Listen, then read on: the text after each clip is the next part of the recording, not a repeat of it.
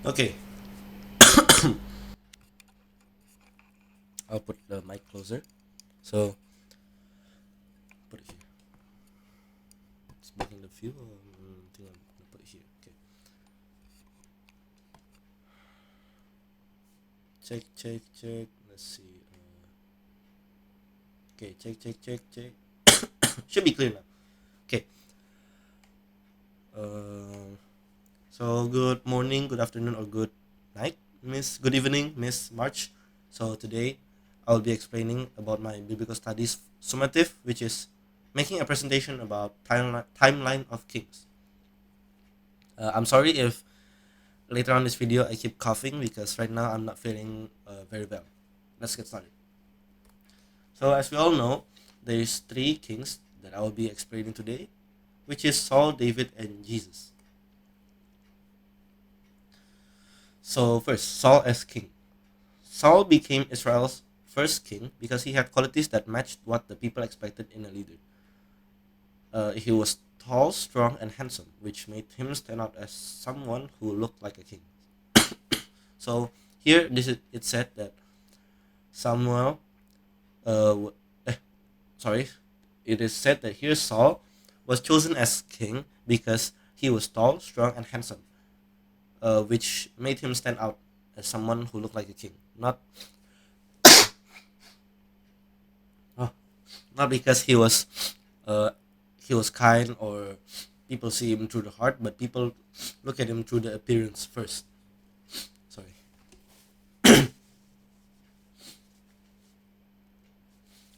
And then next, God allowed Israel to have a king, even though he knew that he was their true king. He chose Saul, had Samuel anoint him, and gave him the spirit to lead and win battles. At first, God blessed Saul's reign, but when Saul disobeyed God, God rejected him and chose David, showing that obedience and faithfulness mattered more than position or power. So, God allowed Israel to have a king, even though he knew that he was their true king. And at first, he chose Saul and had Samuel anoint him. So, he chose Saul through Samuel and gave him the spirit to lead and win battles. At first, God blessed Saul's reign. At first, Saul was doing a great job as a king. I'm pretty sure he led the nation well. But later on, Saul disobeyed God. And because of that, God rejected him and chose David. What Saul did will be explained later in the next slide. Okay, next, Saul's reign ended tragically because of repeated disobedience to God. He failed to fully carry out God's command, such as offering a sacrifice himself instead of waiting for Samuel. So there, sorry, there are a few things that Saul did that disobeyed God. The first one is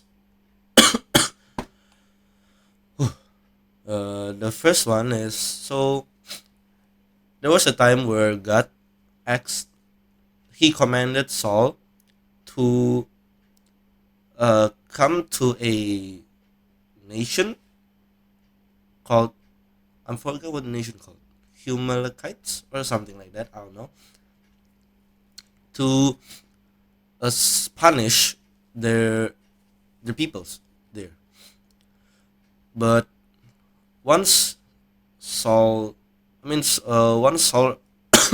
Saul arrived there, he instead spared the life of the people. So he disobeyed God's command. And then second, it is explained here, such as offering a sacrifice himself instead of waiting for Samuel.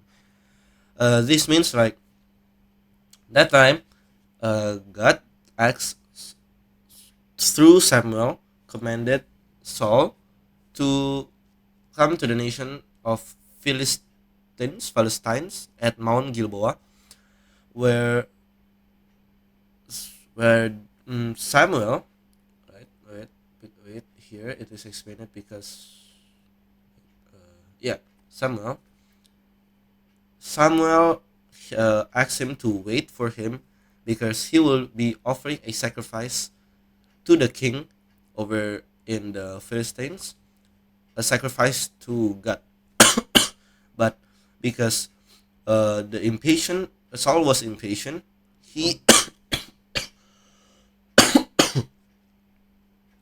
he instead offers the sacrifice to the king of Philistines himself.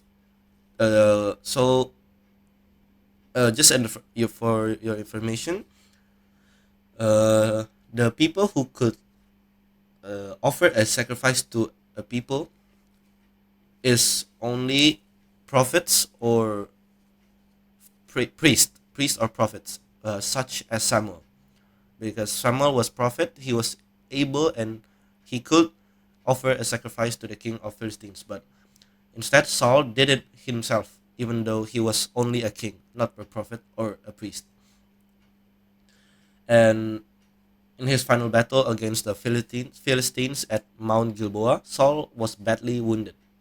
Rather than be captured, he fell on his own sword and died, along with his son. His death marked the sad end of Israel's first king, showing the result of turning away from God. So Saul was a terrible king at the end because he disobeyed God. So this showed that uh, the result. This is the result of turning away from God. So next we'll be explaining about David as king. David was Israel's second king, chosen by God after Saul failed to obey him. As king, David was known as a man after God's own heart because he truly loved and sought the Lord. So, unlike Saul, David was chosen because he actually had a kind heart. It is said here that he was known as a man after God's own heart because he truly loved and sought the Lord. He was a brave leader who united the tribes of Israel, established Jerusalem as the capital, and led the nation to victory over many enemies. Even though David made mistakes, he showed humility and repenting and turning back to God. So even though David made mistakes, he never forgot to turn himself back to God. Next, God's role in David's life was guiding, strengthening, and raising him up as king. God chose David, gave him victory, corrected him when he sinned, and used his life to show that true leadership comes from depending on God. David's reign ended with both success and struggle. He united the tribes of Israel, established Jerusalem as the capital, and prepared for the building of the temple. However, his later years were marked by family conflicts, such as Absalom's rebellion and the consequences of his past sins. Before his death, David appointed his son Solomon as king, gave him instruction to follow God faithfully, and left behind a strong kingdom. His reign ended in peace, but it also reminded Israel that even a great king like David was imperfect and needed God's grace. So David's reign ended with peace and success because he did wonderful things such as uniting the tribes of Israel and established Jerusalem as the capital. And even before his death, David appointed his own son Solomon as king and didn't forget to give him instructions to follow God faithfully and left behind a strong kingdom. This from David, we can learn that even though a great king like David was imperfect, and even a great king like David needed God's grace. The true king. Um, Jesus as the true king. So unlike both Saul and David, I won't be explaining much because what the 3 points, which is what's how did he become king, what's God's role in his life and leadership. I mean, and how did God's Jesus reigns end will be explained in one short paragraph. So let's begin. Jesus became king as God's chosen Messiah from David's line. God gave him authority and confirmed his kingship through his death and resurrection. So Jesus sacrificed himself for our sin, showing that he He is the true king above all kings. Unlike Saul, whose reign ended in failure, Jesus' reign never ends. So until this day, Jesus' reign still continues. He's the eternal king. God's role in his life was central, guiding him in perfect obedience and then exalting him above all, showing that true kingship comes from faithfulness towards God. And this is my personal reflection. So was chosen as king because he looked strong and impressive, but he lost his place when he disobeyed God. So basically, my personal reflection means that in choosing a king for ourselves, so when we want to choose our king in our lives, we should never only look for the one who is like Saul. We only judge from their appearance because Saul was chosen because he was tall, handsome, or basically from the appearance. But uh, we should choose a king through his obedience and faithfulness. So God raised him up as as the king of all kings, whose reign will never end. This teaches me that this is the one that I want to highlight. What truly matters is not appearance or people's approval, but living in obedience and faithfulness to God. The true greatness comes from following Jesus as the eternal King. So my personal reflection, King, and He is the King above all kings.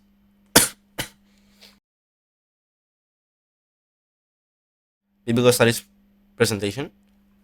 I hope people could learn from this presentation. And thank you, Miss March, for paying attention and listening to my presentation from the very beginning until the end.